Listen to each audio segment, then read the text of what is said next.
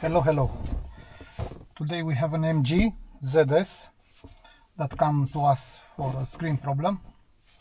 So on these cars, the most common problem, the LCD screen have different problems. So on this one, as you can see, this process is called delamination.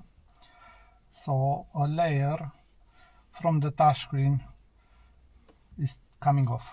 So we will need to take it off and replace the touch panel. This anti-glare protection cannot be fixed, so we need to physically replace it. So first of all, what we need to do, we need to remove the air vent.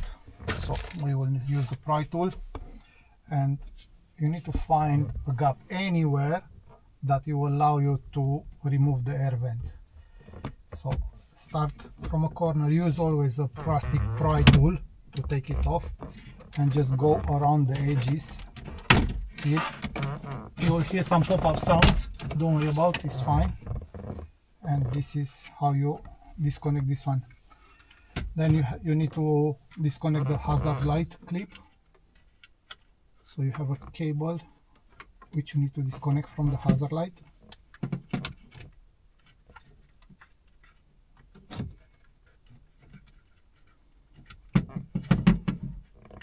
Okay, you have a push clip that you need to press, leave it down, and now we need to remove this surrounding frame. So start from the corner, again release it a bit, release it, it will keep coming out.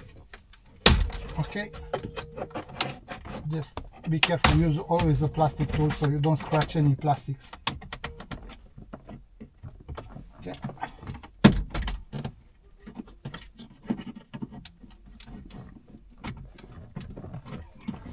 sometimes it's a bit more difficult, but it will come out.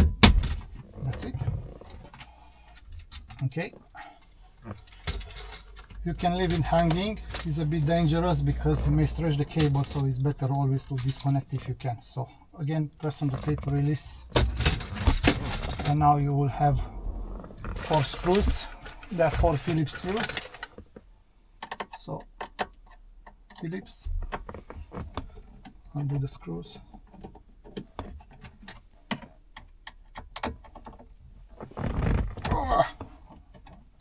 This was really tight.